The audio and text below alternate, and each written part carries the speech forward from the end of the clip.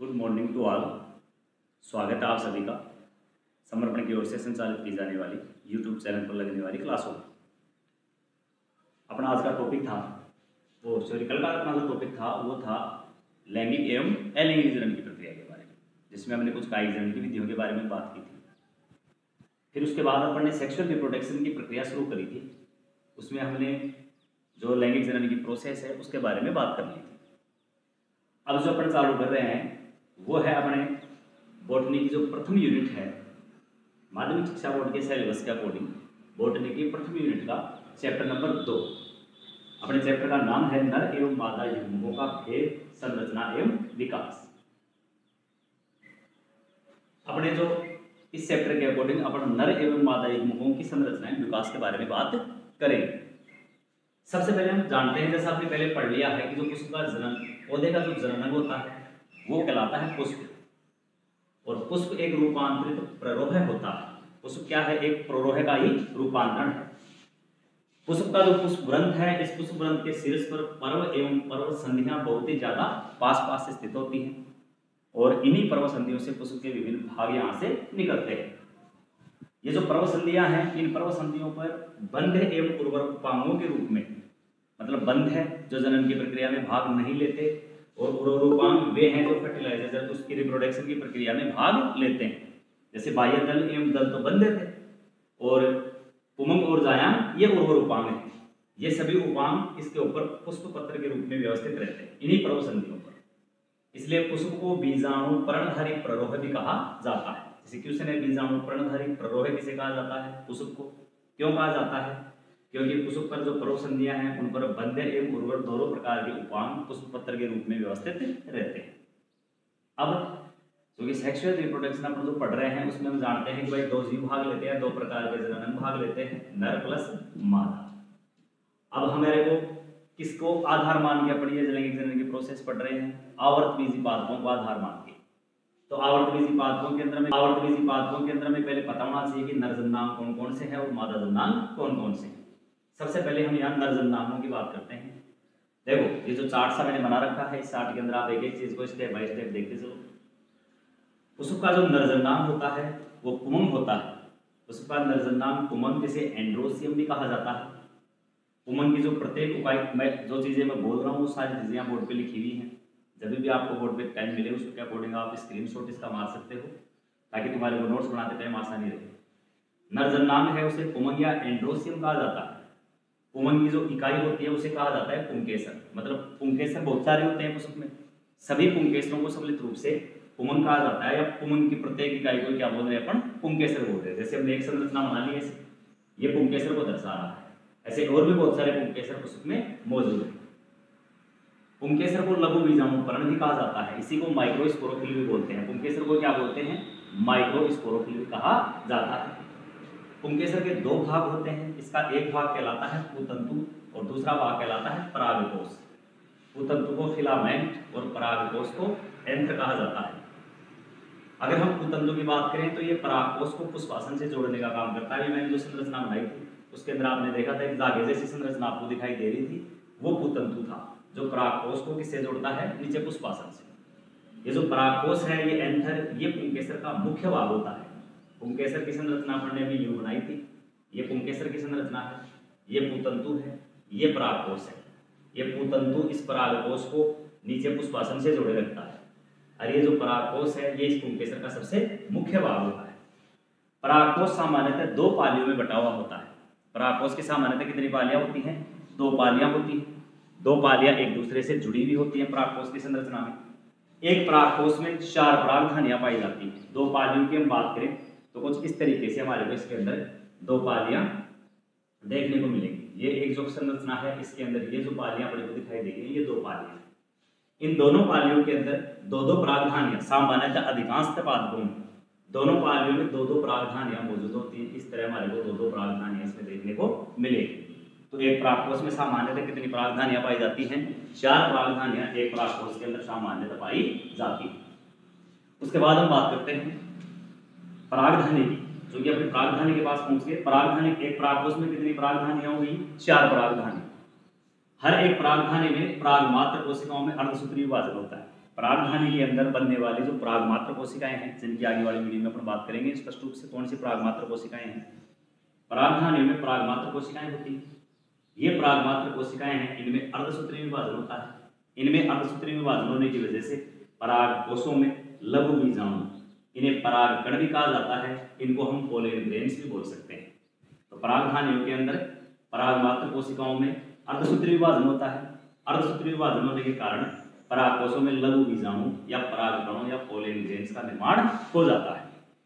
ये जो परागकण बन गए, यही परागकण नर युग्मोद्भिद का आगे चलकर निर्माण करेंगे।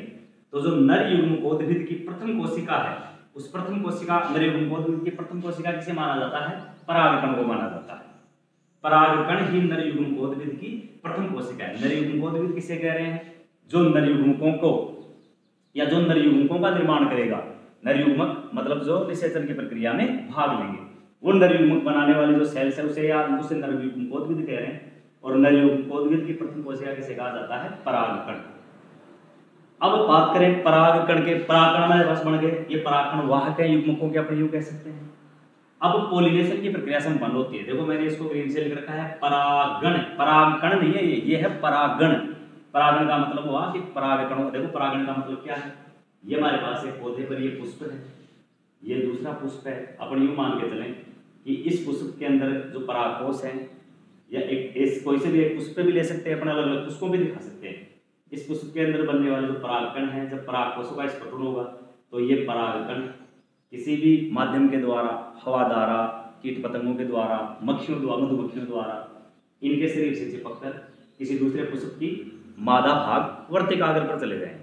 तो परागकणों का, नर युग्मकों के वाहक परागकणों का मादा जन्नांग वर्तिकाग्र पर पहुंचने की प्रक्रिया को क्या कहा जाता है?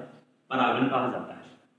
तो परागण से पूर्व जब परागण की प्रक्रिया होती है, उससे पहले भी एवं परागण की प्रक्रिया के पश्चात नर युग्मकोद्भिद का क्या हो जाता है? विकास हो जाता है। देखो परागण की प्रक्रिया से पहले और परागण की प्रक्रिया के पश्चात नर युग्मकोद्भिद का विकास होता है। पहले और पश्चात कैसे? परागण से पूर्व की जो प्रक्रिया संपन्न हो रही है, ये जब परागकोश का स्फुटन नहीं हुआ, परागकोश के स्फुटित होने से पहले ही हो रही है। स्फुटित होने से पहले मतलब ये जो प्रोसेस संपन्न हो रही है, ये कहाँ संपन्न हो रही है? परागकोश के अंदर ही संपन्न हो रही है। अभी परागकण परागकोश से बाहर नहीं निकला, उसी के अंदर परागकोश का अंकुरण क्या हो गया? शुरू हो गया। और परागकण की प्रक्रिया के बाद, परागकण की प्रक्रिया के जो बाद परागण की प्रक्रिया हो गई, उसके बाद ये परागकण परागकोश से निकलेंगे और कहाँ चले जाएंगे? ये वर्तिकाग्र है, यहाँ पर पहुंच जाएंगे। तो परागण की मतलब परागकणों को यहाँ पर पहुंचना, परागण की प्रक्रिया संपन्न होने के बाद ये यहाँ पहुंच गए, तो यहाँ पर पहुंचने के बाद फिर उसमें अंकुरण होता है। उसके बाद अंकुरित परागकण को क्या कहा जाता है? नर युग्मकोद्भिद कहा जाता है। यही नर युग्मकोद्भिद का विकास होना शुरू हो जाता है। अब नर युग्मकोद्भिद जो हमारे पास मौजूद है, उसके अंदर समसूत्री विभाजन होता है। इसमें समसूत्री विभाजन होगा, जैसे हम इसकी संरचना यूं बना लें। ये हमारे पास मान लो कोई परागकण है, इसके अंदर कोई सेल्स मौजूद है, इस सेल्स के अंदर समसूत्री विभाजन होगा या दो प्रकार की कोशिकाओं में ये डिवाइड हो जाएगी, जिसका हम आगे अध्ययन करेंगे। तो समसूत्री विभाजन से दो कोशिकाओं के अंदर क्या हो गई? ये बट गई, दो अलग अलग केंद्र किसके अंदर मौजूद है। तो समसूत्री विभाजन होगा और ये दोनों जो अलग अलग केंद्र बन गए, यही दोनों क्या कहलाएंगे? नर युग्मक कहलाएंगे। इस तरह समसूत्री विभाजन की प्रक्रिया के पश्चात नर युग्मकों का क्या हो गया? हमारे पास निर्माण हो गया। इस पे आप नजर मारे, ये नर युग्मक जो निषेचन की प्रक्रिया में भाग लेंगे, हमने जो नर युग्मक बना लिए, यही नर युग्मक निषेचन की प्रक्रिया में आगे चलकर क्या करेंगे? भाग लेंगे और ये जो मादा पार्ट है उसके अंदर प्रवेश करेंगे और वहां पर जाकर जो ओवेरी है उसके अंदर जो बीजांड है वहां पर फर्टिलाइजेशन की प्रक्रिया कंप्लीट होगी। तो ये पूरा का पूरा नर जन्नांग में होने वाली प्रोसेस है। अगर अपन बात करें मादा जन्नांग की,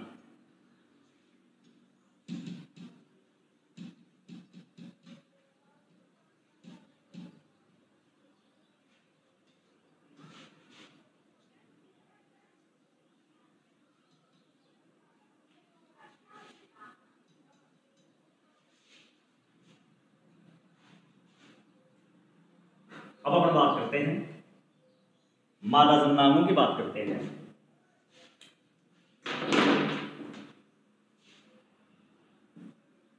मादा जन्नांग, मादा जन्नांग है उसे कहा जाता है, मादा जन्नांग को कहा जाता है जायाम। मादा जन्नांग क्या कहलाता है? जायाम कहलाता है।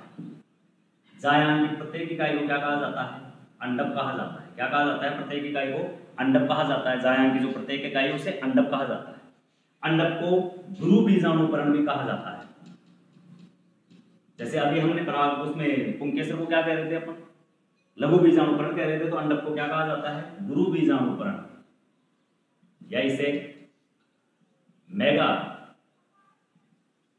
स्पोरोफिलिस को बोलते हैं। गुरु बीजाणुकरण या मेगा स्पोरोफिलिस कहा जाता है। ये जो अंडक वाला पार्ट होता है, ये 3 भागों से या 3 अंगों से मिलकर बना होता है। इसका एक पार्ट कहलाता है वर्तिकाग्र, इसका एक पार्ट कहलाता है वर्तिका, और इसका एक भाग कहलाता है अंडाशय। इनके बारे में हमने पहले वाली क्लास में पढ़ लिया। एग्जैक्ट अंडाशय, वर्तिकाग्र, वर्तिका, अंडाशय, ये सब चीजें होती है, इनके बारे में पूर्व वाली क्लास में पढ़ लिया। ये जो अंडाशय है, इसमें एक गर्भाशयी गुहा पाई जाती है। अंडाशय में क्या पाई जाती है? गर्भाशयी गुहा पाई जाती है। गर्भाशयी गुहा हमारे को इसके अंदर देखने को मिलेगी। अंडाशय के अंदर क्या देखने को मिलेगी? गर्भाशय गुहा हमारे को इसके अंदर देखने को मिलेगी। इस गर्भाशय गुहा में बीजांडासन होता है। गर्भाशय गुहा के अंदर जो बीजांडासन है, बीजांडासन से अनेक क्या जुड़े रहते हैं? बीजांड जुड़े रहते हैं। बीजांडासन से अनेक क्या जुड़े रहते हैं? बीजांड इससे जुड़े रहते हैं। कंफ्यूज होने की जरूरत नहीं है। मादा जन्नांग का और असायु डायग्राम बनाते हैं, अपने दिमाग में प्रोसेस आ जाएगी। ये लो, ये मैंने जो जायांग का जो पार्ट है उसका सारे का मतलब जो अंडक की संरचना मैंने बना दी। ये वाला जो पार्ट है वर्तिकाग्र हो गया, ये वर्तिका हो गई, और ये ओवेरी अंडाशय हो गया। वर्तिकाग्र, वर्तिका, अंडाशय के बाद हम बात कर रहे हैं गर्भाशय गुहा की। गर्भाशय के अंदर ये जो गुहा मौजूद है उसमें ये बीजांडासन है, प्लेसेंटिनेशन है। प्लेसेंटिनेशन मतलब बीजांडों की व्यवस्था, और प्लेसेंटा मतलब जिससे बीजांड जुड़े रहते हैं। इसकी सहायता से गर्भाशय गुहा के अंदर प्लेसेंटा की सहायता से बीजांड जुड़े रहते हैं। ये बात आ गई। यहाँ पर अपन ने बात कर ली बीजांडों की। इस गुहा के अंदर ये बीजांड इससे क्या रहते हैं? जुड़े रहते हैं। अब हम बात करें बीजांड का जो मुख्य भाग होता है, ये मृदुत कोशिकाओं से निर्मित होता है। बीजांड का मुख्य भाग किससे बना होता है? याद ले लेते हैं इसको थोड़ा सा ऊपर। बीजांड का जो मुख्य भाग होता है, बीजांड का मुख्य भाग मृदुतक सेल से निर्मित होता है। मुख्य भाग किससे निर्मित होता है? मृदुतक सेल से निर्मित होता है। ये जो बीजांड है, इसका मुख्य भाग मृदुतक कोशिकाओं का ही बना हुआ होता है, जिसे मतलब मृदुतक कोशिकाओं के बने हुए इस भाग को क्या कहा जाता है? बीजांडकाय कहा जाता है। क्या कहा जाता है? बीजांडकाय कहा जाता है इसको। मृदुतक कोशिकाओं से निर्मित बीजांड का बना हुआ जो मुख्य भाग है उसे क्या कहा जाता है? बीजांडकाय कहा जाता है। यह बीजांडकाय ही बीजांड का सबसे महत्वपूर्ण भाग है। सबसे महत्वपूर्ण भाग है ये बीजांड का। बीजांडकाय बीजांड का क्या है? सबसे महत्वपूर्ण भाग है। अब ये जो बीजांडकाय है, ये बाहर से 1 या 2 आवरणों से घिरा रहता है। इसके संरचना हमने कल भी मैंने तुम्हारे मतलब टॉपिक पढ़ाया था, मैंने बताया था। जैसे अगर हमारे पास ये बीजांड की संरचना है, तो ये बाहर 1 या 2 आवरणों से इस तरह क्या रहता है? ये घिरा हुआ रहता है। तो बीजांडकाय के जो बाहरी आवरण है, इसके बाहरी आवरण को अध्यावरण कहा जाता है। बाहरी आवरण को क्या कहा जाता है? अध्यावरण। ये अलग अलग प्रकार से अपने को 1 या 2 परतों के रूप में देखने को मिल सकता है। इसका बाह्य भाग या बाहरी आवरण क्या कहलाता है? अध्यावरण कहलाता है। अब हम बात करते हैं, इसमें गुरु बीजाणु जनन की प्रक्रिया संपन्न होती है। इसमें जो अध्यावरण वाला पार्ट है, इसमें कौन सी प्रक्रिया संपन्न होती है? गुरु बीजाणु जनन की प्रक्रिया। इसमें गुरु बीजाणु जनन की प्रक्रिया संपन्न होती है। गुरु बीजाणु जनन की प्रक्रिया के द्वारा इसमें इससे किसका निर्माण होता है? या दिख नहीं रहा होगा आपको, मैं इधर खड़ा होकर देता हूँ। गुरु बीजाणुओं का निर्माण होता है। गुरु बीजाणु बनते हैं।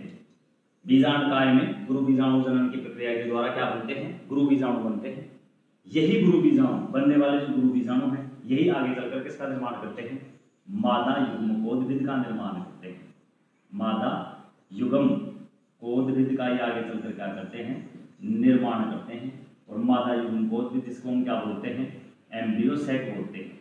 ये 7 कोशिकीय अवस्था होती है, 7 सेल्स, और 8 न्यूक्लियस वाली इस अवस्था को मादा युग्मकोद्भिद कहा जाता है, जो गुरु बीजाणुओं की प्रक्रिया के द्वारा बनती है। गुरु बीजाणुओं के द्वारा बनती है, और यही फर्टिलाइजेशन की प्रक्रिया में, निषेचन की प्रक्रिया में भाग लेगी। क्योंकि जो बनने वाला जो एम्ब्रियो सैक है, यही एम्ब्रियो सैक के अंदर मौजूद एक एग सेल जो नर युग्मकों के साथ क्या हो जाएगी? संलयित हो जाएगी। तो ये जो आप देख रहे हैं, ये मादा वाला पार्ट है, इस पर आप एक बार नजर डाल के देख ले पूरे पे कंप्लीट। मैंने इसको ऐसे समझा दिया है। मादा जनना जायांग कहलाता है। इसकी प्रत्येक इकाई को क्या कहा जाता है? अंडक कहा जाता है। इसे गुरु बीजाणु पर्ण या मेगा स्पोरोफिल भी कहते हैं। इसके 3 भाग होते हैं अंडक के, वर्तिका, वर्तिकाग्र और अंडाशय। ये वर्तिका, वर्तिकाग्र और ये क्या हो गया? अंडाशय। अंडाशय के अंदर एक गर्भाशय गुहा पाई जाती है। गर्भाशय गुहा के अंदर बीजांडासन से अनेक क्या जुड़े रहते हैं? बीजांड। ये बीजांडासन से अनेक गर्भाशय गुहा में क्या जुड़े दिखाई दे रहे हैं? बीजांड। बीजांड का जो मुख्य भाग होता है ये मृदुतक कोशिकाओं से निर्मित होता है। बीजांड का सबसे महत्वपूर्ण भाग है। बीजांडकाय बाहर से 1 या 2 आवरणों से घिरा रहता है। इसके बाहरी आवरण को क्या कहा जाता है? अध्यावरण कहा जाता है। बीजांडकाय के अंदर गुरु बीजाणु जनन की प्रक्रिया संपन्न होती है। गुरु बीजाणु जनन की प्रक्रिया के द्वारा गुरु बीजाणु बनते हैं।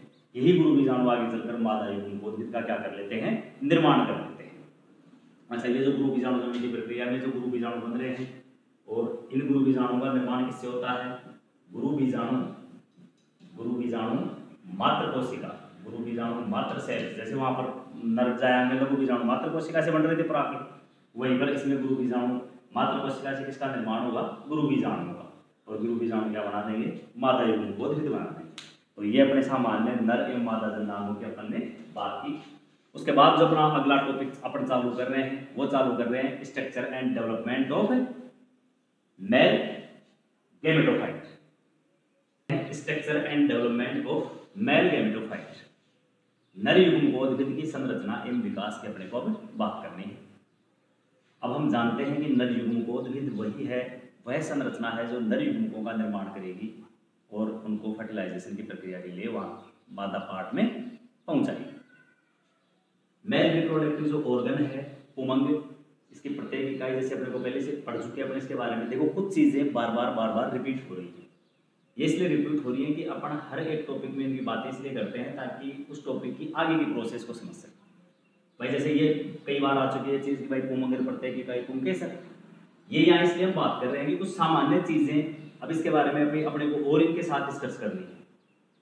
तो जो मेल रिप्रोडक्टिव ऑर्गन की तो मुख्य इकाई है पुमंग, मुख्य भाग है जो पुमंग, पुमंग की प्रत्येक इकाई पुंकेसर। अब अगर परागकोश पुंकेसर की अपन बात करें तो भाई पुंकेसर की संरचना में क्या देखने को मिलेगा? परागकोश देखने को मिलेगा। परागकोश की जो संरचना होती है उसके अंदर हमें कितनी पालियां नजर आ रही थी? 2 पालियां। प्रत्येक पाली में हमने कितने प्रकोष्ठ देखे? 2 प्रकोष्ठ। जिन प्रकोष्ठों को क्या कहा जाता है? परागधानी भी कहा जाता है, उन्हें पराग प्रकोष्ठ भी कहा जाता है या उन्हें हम पोलन सेक भी बोल सकते हैं। अगर 2 प्रकोष्ठ परागधानी में मौजूद हैं तो इसे, और परागकोश में अगर 2 प्रकोष्ठ मौजूद हैं तो इसे डाइथेकस या द्विकोष्ठीय परागकोश कहा जाता है। जैसे हम एग्जाम्पल लें कैप्सुला का। कैप्सुला एक आदर्श एंजियोस्पर्म प्लांट है। कैप्सुला क्रूसिफेरियम ब्रेसिकेसी कुल का पादप है, जैसा कि हमें पता है। तो कैप्सुला के अंदर जो परागकोश होता है ये परागकोश द्विपालित होता है। कैप्सुला में डाइथेकस अवस्था अपने को देखने को मिलेगी। क्योंकि परागकोश द्विपालित है तो हर एक पाली में कितनी परागधानियां हैं? 2। तो दोनों पालियों के अंदर कितनी परागधानियां हमारे को देखने को मिलेंगी? 4 परागधानियां हमारे को देखने को मिलेंगी।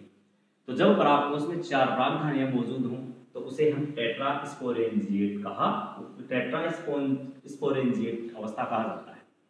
ये भी इसलिए थोड़ा सा फोकस कर रहे हैं क्योंकि जरूरी नहीं कि परागकोश में 4 परागधानियां ही हो सकता है सिर्फ 2 ही हो, और जरूरी नहीं है कि सभी के अंदर 2 ही कोष्ठ हो सकता है सिर्फ 1 ही कोष्ठ हो। तो ये 3 स्टेट अपने को देखने को मिलेगी। एक, जब परागकोश में 2 पालियां हों, प्रत्येक पाली में 2-2 परागधानियां मौजूद हों, तो जब 4 परागधानियां उपस्थित हों उसे कहा जाता है टेट्रास्पोरेंजिएट। अच्छा, अगर हम कॉटन फैमिली की बात करें, कॉटन फैमिली यानी मालवेसी कुल के पौधों की बात करें जिसमें कपास वगैरह आते हैं, इनका जो परागकोश होता है, जैसे कैप्सुला के अंदर परागकोश डाइथेकस था, लेकिन इनका जो परागकोश होता है वो 1 कोष्ठीय होता है। और जब परागकोश 1 कोष्ठीय हो उसे कहा जाता है मोनोथेकस। यहाँ हम बात कर रहे थे डाइथेकस की, यहाँ परागकोश कैसा हो गया? मोनोथेकस हो गया, क्योंकि परागकोश में हमारे को क्या देखने को मिलेगा? केवल 1 ही कोष्ठ देखने को मिलेगा। यहाँ इस डायग्राम में देख सकते हो, देखो टेट्रास्पोरेंजिएट प्रक्रिया में ये 2 अलग अलग हमारे को ये जो 2 अलग अलग हमारे को पालियां देखने को मिल रही है, 1, 2, 3 और 4, दोनों पालियों में 4 परागधानियां हैं। जब चारों परागधानियां उपस्थित होते हैं टेट्रास्पोरेंजिएट अवस्था कहा जाता है। लेकिन यहाँ पर हमारे को क्या देखने को मिला? कॉटन फैमिली के पौधों की अगर अपन बात करें तो परागकोश 1 ही कोष्ठ होगा, सिर्फ पूरा का पूरा ये 1 ही कोष्ठ है, 2 कोष्ठ उसकी तरह यहाँ नहीं है। लेकिन एक कोष्ठ में परागधानियां कितनी है? 2 है। तो जब परागकोश तो एक कोष्ठीय हो और उसमें परागधानियां 2 मौजूद हों तो इस अवस्था को कहा जाता है बाइस्पोरेंजिएट। एक होगी टेट्रास्पोरेंजिएट और दूसरी हमारे पास कौन सी होगी? बाइस्पोरेंजिएट। अब एक और एग्जाम्पल की अपन बात करें, वो है ऑर्सिथोबियम। अगर ऑर्सिथोबियम प्लांट्स की अपन बात करें तो इनका जो परागकोश है इसमें केवल एक ही परागधानी मिलेगी। एक परागधानी कैसे? जैसे ये एक कोष था, इसमें यहाँ 2 परागधानियां हैं, ये कॉटन फैमिली में है, लेकिन ऑर्सिथोबियम की बात करें तो इसके अंदर सिर्फ एक ही परागधानी हमारे को देखने को मिलेगी। जब एक परागधानी मौजूद हो और एक ही कोष मौजूद हो तो इस अवस्था को कहा जाता है मोनोथेकस परागकोश और मोनोस्पोरेंजिएट परागधानी। यहाँ पर परागधानी की जो अवस्था अपने को देखने को मिलेगी वो कौन सी मिलेगी? मोनोस्पोरेंजिएट। तो परागकोश या परागधानी, परागकोश में परागधानियों की उपस्थिति के आधार पर हमें 3 अलग अलग प्रकार के देखने को मिल सकती है, टेट्रास्पोरेंजिएट, बाइस्पोरेंजिएट और मोनोस्पोरेंजिएट। अब हमने जो डायग्राम बनाए हैं मेल रिप्रोडक्टिव ऑर्गेन्स पर पढ़ रहे हैं, जिसका अपने को पता है। देखो ये एक कुसुम का पुष्पासन है, ये वाला भाग क्या है? कुसुम का पुष्पासन वाला भाग। यहाँ से पूतंतु का निर्माण होता है, ये पूतंतु भी हमारे पास बन गया। इधर भी जैसे पुंकेसर का भाग है पूतंतु, ये भी हमारे पास बन गया। अब इस पूतंतु के ऊपर यहाँ पर परागकोश विकसित होता है कुछ इस तरीके से, ये परागकोश यहाँ पर विकसित हो जाता है। तो अगर हम इस परागकोश की संरचना का अनुप्रस्थ काट के अध्ययन करें तो तब हमें इन परागधानियों के बारे में पता चलता है। मान लो यहाँ से अपन ने इसकी सेक्शन काट दिया, ये इसी को मैंने यहाँ से थोड़ा सा बढ़ा करके एक्सप्लेन कर। ये वाला जो पार्ट है ये पूतंतु हो गया, फिलामेंट हो गया ये, और ये वाला जो पार्ट है ये परागकोश हो, ठीक है। परागकोश के अंदर इसको संपूर्ण इस पूरी संरचना को परागकोश बोल रहे हैं। इसके परागकोश की पालियों को जोड़ने वाली ये जो संरचना आप देख रहे हो ये कनेक्टिव है, इसे योजी कहा जाता है। क्या कहा जाता है? योजी। अब अगर मैं ब्लेड की सहायता से यहाँ से इसको यूं कट मार लेता हूँ, कट मार कर मैं इसकी एक सेक्शन बना देता हूँ, और सेक्शन बनाकर जब मैं इसको माइक्रोस्कोप में लगा के देखूंगा तो कुछ अपने को ये इस तरीके से नजर आएगा। ये जो अपने को जो इमेज नजर आ रही है ये यहाँ पर देखनी है, ये देखो इसी का भाग का कटा हुआ, ये यहाँ पर ये जो फिलामेंट आपको नजर आ रहा है ये फिलामेंट ही है। तो इसकी संरचना हमारे को इस तरह से स्पष्ट रूप से देखने को मिलेगी। इसमें हमारे को जब हम इसकी 3D सेक्शन लेंगे, एंथ्र की जब 3D सेक्शन लेंगे इसको माइक्रोस्कोप में लगा के देखेंगे तो हमारे को इसके अंदर स्पष्ट रूप से देखो एक और ये 2, ये दोनों मतलब परागधानियां, ये मतलब ये 2 कोष्ठ है, ये जो बीच वाला भाग हो गया ये योजी वाला पार्ट है, इधर की तरफ एक कोष्ठ हो गया, इधर वाला ये दूसरा कोष्ठ हो गया। अब अगर इसकी संरचना में हम देखें तो ये जो संरचना हमारे को नजर आ रही है ये एक और ये दूसरी, ये इस कोष्ठ के अंदर 2 परागधानियां होंगी, इधर भी ये एक और ये दूसरी, इस कोष्ठ के अंदर भी कितनी परागधानियां होगी? 2 परागधानी। इन्हीं परागधानियों के अंदर किसका निर्माण होता है? Pollen grows. ये जो संरचनाएं आपको दिखाई दे रही है ये पोलन ग्रेन से परागकण है जिनका इसके अंदर निर्माण होता है। क्योंकि हमने बात यहाँ पर क्या करी? Structure and development of male gametophyte. अब हमें बात तो करनी है मादा युग्मकोद, ये मादा नहीं नर युग्मकोद की प्रक्रिया कैसे होती है या कैसे बनता है इसकी बात करनी है। लेकिन चूंकि अपने को इसके लिए स्टेप बाय स्टेप सबसे पहले अपने को पढ़ना होगा एंथर की संरचना। अभी जो अपन ने एंथर देखा इसकी संरचना किस तरीके से होती है। देखो एंथर यानी जो परागकोश बनता है, इस परागकोश का निर्माण किस तरीके से होता है। जैसे ये फिलामेंट है, इस पर एक ऐसी उभार जैसी संरचना प्रकट होगी, यही उभार जैसी संरचना आगे चलकर क्या कर लेगी? संपूर्ण परागकोश का निर्माण कर लेगी। तो हमें अपना जो अगला टॉपिक है वो पढ़ना है डेवलपमेंट ऑफ एंथर यानी परागकोश का विकास। Thank you.